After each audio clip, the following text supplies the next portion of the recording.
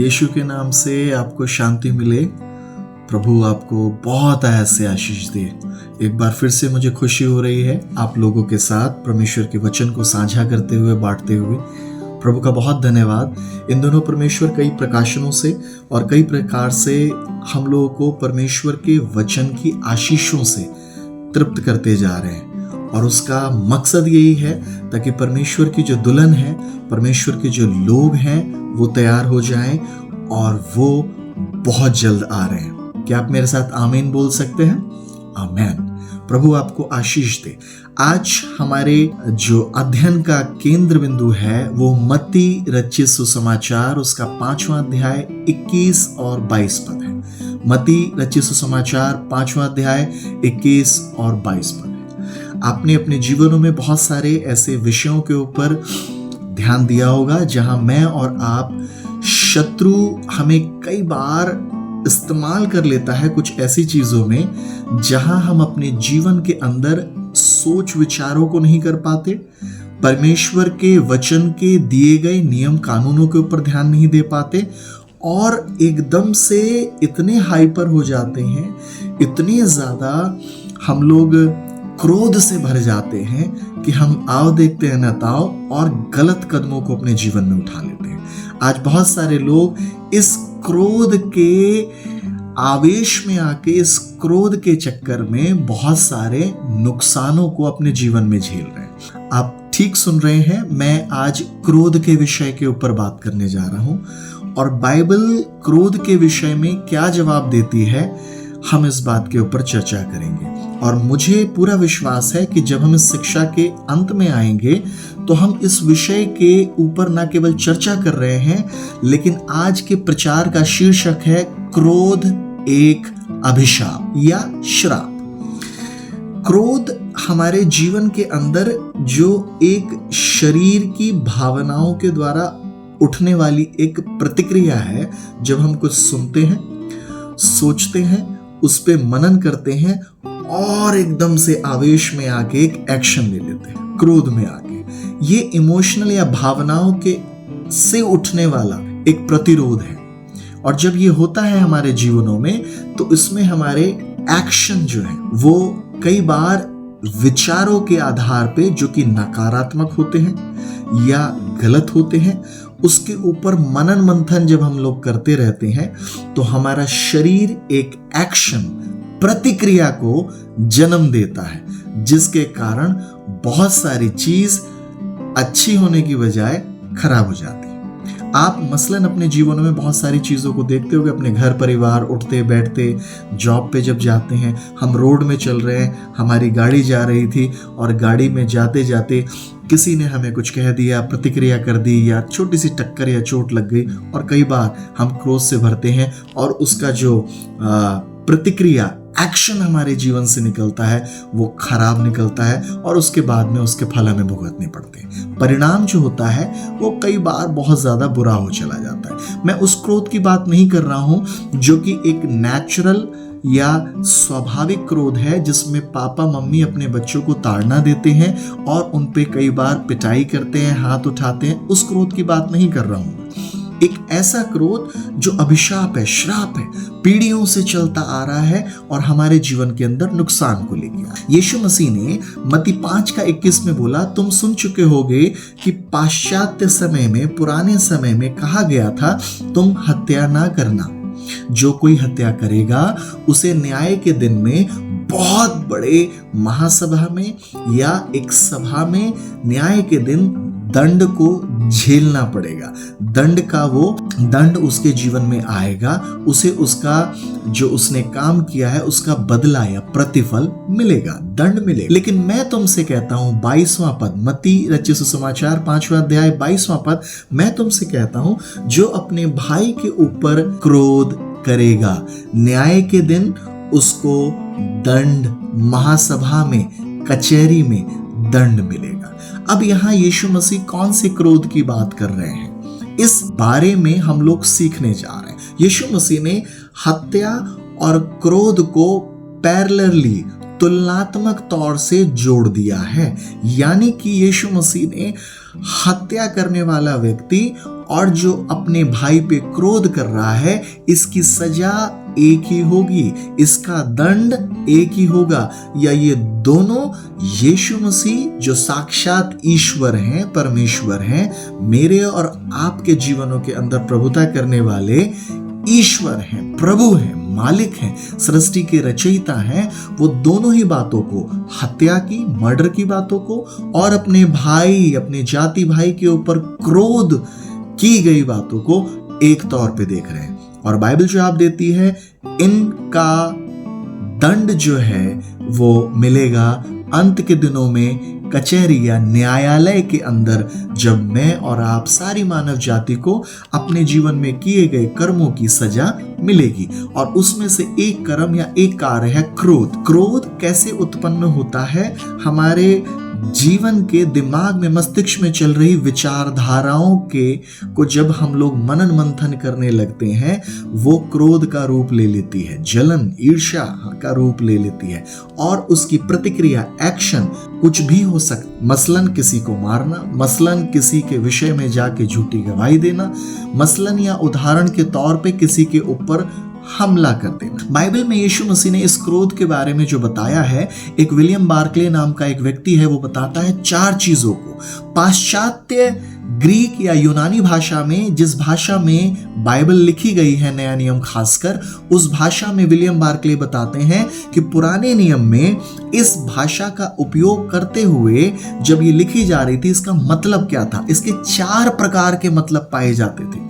पहला मतलब पाया जाता था एक ऐसा जो हमेशा सिकाई करता रहता है। जिस प्रकार से एक मुर्गी जब एक अंडे को देती है तो उसका केंद्र बिंदु अंडा होता है और उस अंडे के ऊपर वो आके अंडे को देखती रहती है, अंडे के बारे में सोचती रहती है, और वो जब उस अंडे को देती है, उस अंडे के ऊपर आके बैठती है और उसको लगातार सिकाई देती रहती है, हीट, हैचिंग, उसको लगातार हैच करती रहती है, लगातार। इसीलिए जब उसको वो लगातार तकरीबन 15 से 21 दिन तक जब उसकी सिकाई करती रहती है, वो अंडा टूटता है और उस अंडे के अंदर से एक चूजा निकलता है, एक जीवन निकलता है। इसी प्रकार से विलियम बार्कले बताते हैं, जिस प्रकार से एक मुर्गी अंडे को लगातार सिकाई करती रहती है, लगातार सिकाई करती रहती है, यीशु मसीह उसी क्रोध के बारे में बात कर रहे थे कि जब लगातार किसी विचार के ऊपर, घटना के ऊपर, किसी इंसान ने आपके जीवन में कुछ बुरा किया, लगातार उसकी बातों के ऊपर आप विचार करते चले जा रहे हैं। इसने मुझे गाली क्यों दी? इसने हमारे पैसे क्यों चुराए? इन्होंने मेरी मम्मी पापा को गलत भला बुरा क्यों कहा? ये हमारा रास्ता क्यों रोकते हैं? इन्होंने हमारी जमीन को क्यों कब्जा लिया? कई प्रकार की चीजें को, कड़वाहट, कई प्रकार की जलन जब क्रोध के अंदर आती, लगातार जैसे मुर्गी का अंडा टूटता है, उसमें से जीवन निकलता है, एक दिन यही क्रोध जो है अपने भाइयों और बहनों के प्रति, मम्मी पापा के प्रति करा गया, सास ससुर के प्रति करा गया क्रोध, सोच से, आपकी और मेरी गलत खराब सोच से एक नेगेटिव, नकारात्मक भावना को उत्पन्न करता है। और इसी क्रोध के अंतर्गत जैसे अंडा टूटता है, अंडा टूटने के कारण उसमें से जीवन निकलता है, क्रोध का बवंडर एक बार फट जाता है और उसके अंदर से नुकसान वाली बातें निकलती है। मुर्गी ने जो अंडा दिया था उसमें से जीवन निकला, लेकिन जो हमने क्रोध किया था, उन बातों को हम सिकाई करते रहे, उसमें से मौत निकलती है, उसमें से मौत निकलती है। विलियम बार्कले कहते हैं, पहला प्रकार का जो क्रोध है, जो यूनानी भाषा में जिसका इस्तेमाल किया गया है, जिसका अर्थ यूनानी भाषा में जैसे मुर्गी अंडे की सिकाई कर रही है, जब इंसान किसी खास बात या घटना के ऊपर लगातार नकारात्मक सोचते रहते हैं, और इस सोच को उत्पन्न करने वाला परमेश्वर नहीं होता, इस सोच को देने वाला परमेश्वर नहीं होता, ये शैतान और उसकी सेना है, हमारे अंदर गलत सोच, गलत ख्यालात अपने भाई के और बहन के प्रति लाते हैं, और जब हम उसे लगातार ऐसा करते रहते हैं तो वो एक दिन फट जाता है और उसका परिणाम पाप और गंदी चीजें होती हैं, नुकसान होता है। दूसरे प्रकार का जो क्रोध, वो 22वें वचन में यीशु मसीह ने कहा, अगर तुम अपने भाई के प्रति क्रोध करते हो तो तुम न्याय के दिन दंड के योग्य ठहरोगे। वो कौन सा क्रोध था? एक ऐसा क्रोध जो कि भूलता नहीं है, ना भूलने वाला, ना भुला देने वाला क्रोध। भूल ही नहीं पा रहा है या भूलना ही नहीं चाहता है। कई लोग अपने जीवन के अंदर कई बार इस प्रकार के कथन बोलते हैं कि मैं मरते हुए मर जाऊंगा, जीते जी इस व्यक्ति को माफ नहीं करूंगा, मैं उसके कामों को भुला नहीं सकता। एक ऐसा क्रोध जो भूलना नहीं चाहता है या भुलाना नहीं चाहता है। यही तीसरा प्रकार वो बता रहे हैं। इसका अर्थ जो पाया जाता है, कौन से क्रोध वाला व्यक्ति जो अपने भाई पे क्रोध करता है न्याय के दिन दंड को भोगेगा। एक ऐसा व्यक्ति जो क्रोध में शांत नहीं हो पा रहा है, वो बार बार सोच रहा है, और ना शांत होने वाला क्रोध। पहला, जो लगातार बातों को, गलत बातों को, नकारात्मक बातों को सिकाई करता है। जैसे मुर्गी अंडा देके उसकी सिकाई करती है और वो एक दिन टूटता है, उसमें से कुछ निकलता है। उसी प्रकार से जब मैं और आप क्रोध कर रहे हैं, वो एक दिन फूटेगा, फटेगा और उसमें से कुछ निकलेगा। गलत स्वभाव वाला क्रोध। दूसरा हमने अभी देखा है, ना भूलने वाला, उन बातों विचारों को, 20 साल पुरानी बात ना भूलने वाला क्रोध। और वो क्रोध अपने भाई और बहन, माता पिता, परिवार वालों के प्रति जो रखा हुआ है, ऐसा क्रोध करने वाला व्यक्ति दंड के योग्य होगा। तीसरा, शांत ना शांत होने वाला क्रोध। और चौथे प्रकार का जो क्रोध पाया जाता है, an anger that seeks revenge. एक ऐसा क्रोध जो बदला लेने वाला है, बदले की भावना। इन्होंने हमारे प्रति बुरा किया, मौका देख के मैं भी इनके प्रति कुछ बुरा करूंगा। मुझे याद है हरियाणा का स्कूल का एक ऐसा वाक्यांश जो मीडिया में आया था, आज तक और एनडीटीवी और कई प्रकार के न्यूज चैनल ने उसे रिकॉर्ड किया था। एक ऐसा बच्चा, जिस बच्चे को बहुत ज्यादा किसी दूसरे बच्चे के साथ लड़ाई हो गई थी, और वो जो लड़का था वो इतना ज्यादा परेशानी और टेंशन में आ गया था, हाइपर हो गया था, कि अपने ही स्कूल में एक दिन वो चाकू लेके गया, बड़ा नाइफ, और उसकी किसी बच्चे से लड़ाई हुई थी।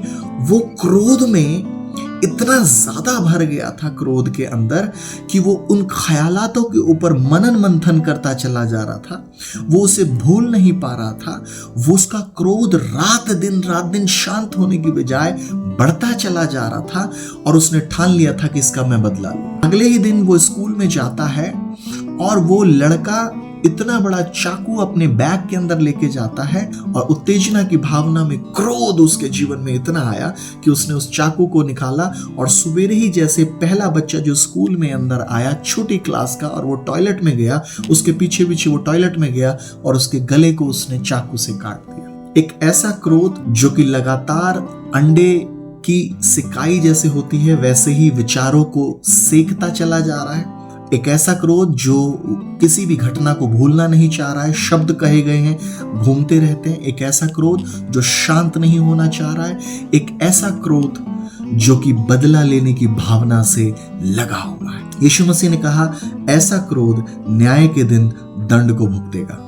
दूसरा ही 22वें वचन के अंदर यीशु मसीह ने बोला, जो अपने भाई को राका कह के पुकारता है, जिसका मतलब बाइबल में राका शब्द जो आया है, अगर आप देखेंगे उसको हिंदी में लिखा हुआ है, अपने भाई को निकम्मा कहता है। हिंदी की बाइबल में शैतान के लिए जो एक शब्द यूज हुआ है वो है निकम्मा। शब्द निकम्मा इंग्लिश में लिखा है राका, जिसके 3 मतलब पाए जाते हैं। पहला, एम्प्टी, खाली दिमाग का व्यक्ति। अगर कोई अपने भाई को खाली दिमाग, एम्प्टी या ब्रेनलेस, बददिमाग, जिसके अंदर दिमाग ही नहीं है। और तीसरा शब्द है वर्थलेस, अयोग्य। याद रखिए, एम्प्टी, ब्रेनलेस और वर्थलेस। खाली दिमाग का व्यक्ति, बददिमाग का व्यक्ति और अयोग्य व्यक्ति। परमेश्वर ने जब मानव जाति को बनाया, खाली दिमाग नहीं बनाया, बददिमाग नहीं बनाया। और जब जब आप किसी को अयोग्य, बददिमाग, खाली दिमाग, या कई बार परिवारों में लोग निकम्मा शब्द यूज करते हैं, तो आप परमेश्वर की बनाई सृष्टि के खिलाफ जा रहे हैं। आप परमेश्वर की बनाई सृष्टि के खिलाफ जाते हुए गलत शब्दों से उस व्यक्ति को बांध दे रहे हैं। ऐसे शब्दों का उपयोग करने वाला व्यक्ति न्याय के दिन में, बाइबल में लिखा है, महासभा में दंड के योग्य होगा। और तीसरी बात को जो यीशु मसीह ने कहा, अगर तू अपने भाई को मूर्ख कहता है तो न्याय के दिन में तेरे पे दंड की आज्ञा होगी, तू आग की झील में, लेक ऑफ फायर के अंदर, आग की झील में डाला जाएगा।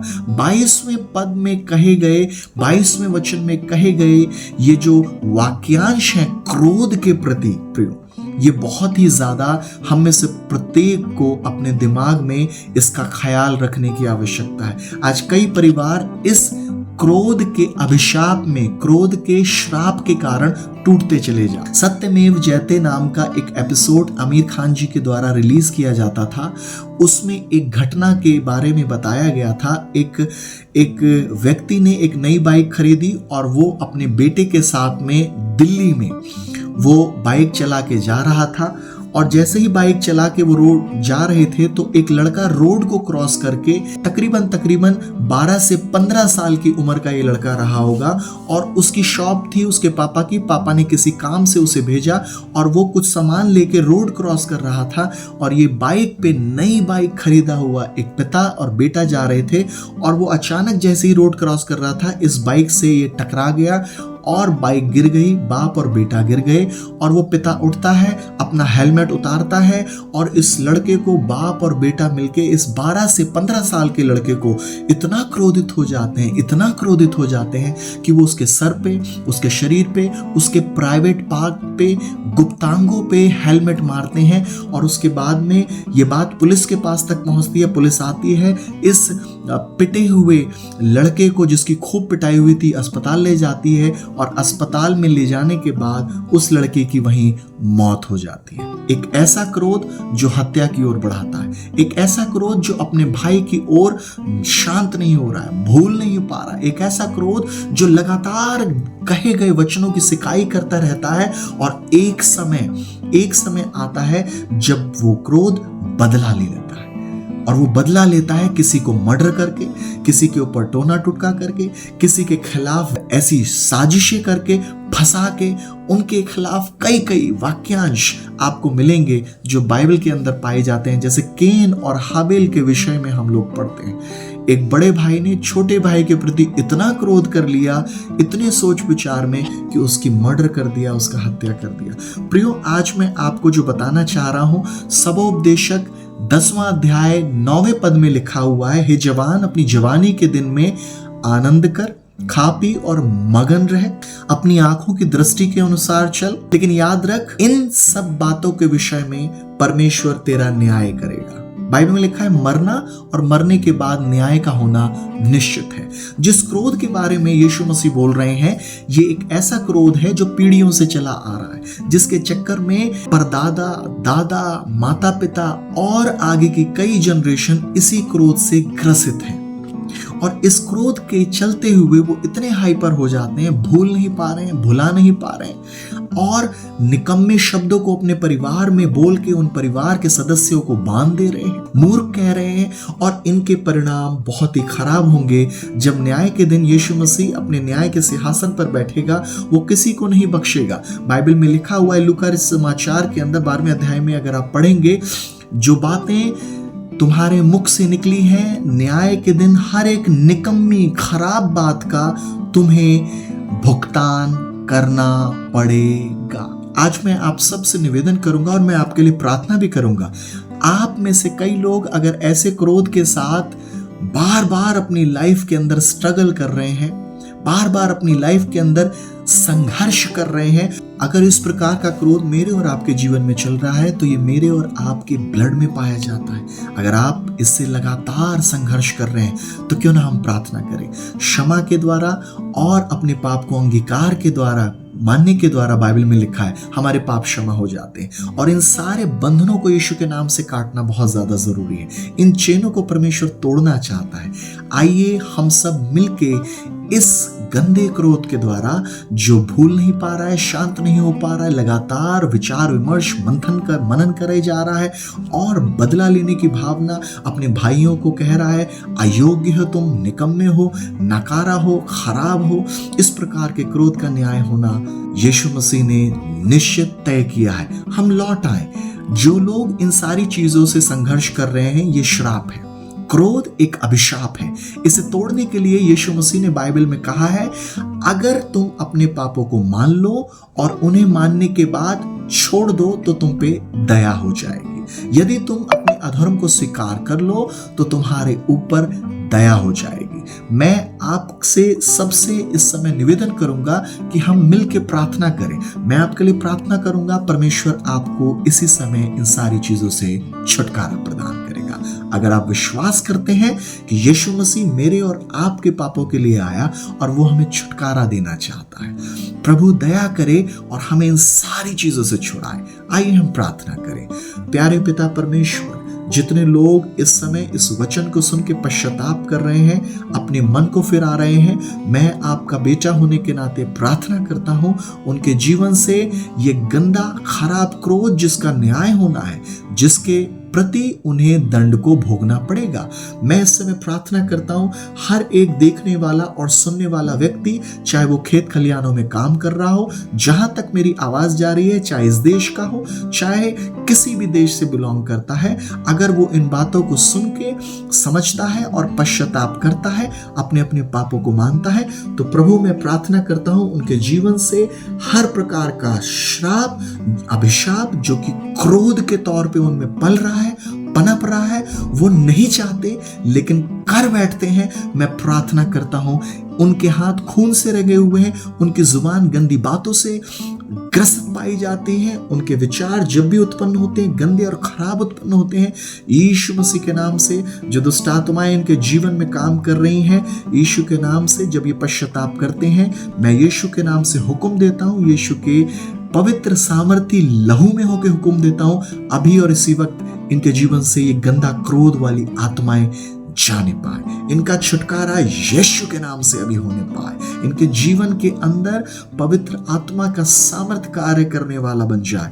मैं हुक्म दे रहा हूं हर प्रकार की गंदी आत्माएं जो कि क्रोध ला रही हैं, एक्सेसिव क्रोध ला रही हैं, ऐसा क्रोध जो शांत नहीं हो रहा है, बदला लेना चाह रहा है, सोचता चला जा रहा है, लोग इससे आजाद नहीं हो पा रहे, मैं प्रार्थना कर रहा हूं अभी और इसी वक्त उनकी आजादी उनके जीवन में आए, यीशु के नाम, यीशु के नाम। प्रभु यीशु मसीह के शब्दों को, अच्छी सामर्थ की बातों को तुम्हारे जीवनों में लाता हूं। मैं यीशु के नाम से तुम्हें आशीषित करता हूं, मैं उसके लहू की सामर्थ के द्वारा तुम्हें आशीषित करता हूं। तुम शुद्ध हो चुके हो क्षमा मांगने के द्वारा, यीशु के लहू पे विश्वास करने के द्वारा। तुम्हारे खानदानी श्राप चाहे कैसे भी हो, यीशु से जब क्षमा मांगी है, यीशु ने उन सारे पापों को, उन सारी चीजों को दूर कर दिया।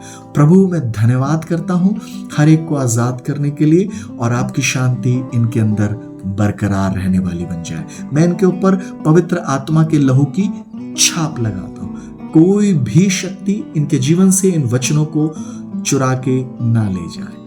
धन्यवाद यीशु, आपके विश्वास के द्वारा प्रभु ने आपको शांति दी है, आपके पापों को क्षमा किया है और आपको इन सारे क्रोध जैसे अभिशापों और श्रापों से छुड़ा लिया। आइए हम प्रभु का धन्यवाद करें। धन्यवाद यीशु, धन्यवाद यीशु के नाम से मांगते हैं, आमीन। प्रभु आपके सबके साथ है। आपने इन वचनों को सुन के यीशु पर विश्वास किया, अपने पापों को माना है, वो आपको जय के उत्सव में लिए चलता है और दोबारा से क्रोध नाम की बीमारी और अभिशाप या दुष्ट आत्माएं आपको परेशान नहीं करेंगे। प्रभु आपके साथ है। अगर आप आशीषित हुए हैं तो हमारे चैनल के अंदर ही एक फोन नंबर दिया गया है। अगर आपकी कोई प्रार्थना की विनती हो तो आप फोन करके हमें बता सकते हैं। हमारे चैनल के अंदर ही डिस्क्रिप्शन बॉक्स के अंदर एक प्रार्थना का फॉर्म भी दिया गया, अगर आप उसे फिल करके अपनी प्रार्थना की विनतियां भेज देंगे तो हम आपको आश्वासन दिलाते हैं हम सब विषय के लिए प्रार्थना भी करेंगे। प्रभु आपके साथ हो। ज्यादा से ज्यादा इन वीडियो को शेयर करें और अगर आप छुटकारा पा गए हैं तो हमें लिख के बताएं ताकि इन गवाहियों को हम लोगों के साथ बांटने वाले बन जाएं। जो फोन नंबर दिया है उस पे फोन पे आप गवाहियां भी बता सकते हैं और आर्थिक तौर पे आप इस चैनल को, इस सेवा को आप एरो सिटी चर्च के नाम से जो है उसे आप सपोर्ट भी कर सकते हैं। प्रभु आपके साथ हो और अपनी महिमा के लिए आपको इस्तेमाल करें। धन्यवाद। जय मसीह की। यीशु की शांति आप में बरकरार पाई जाए।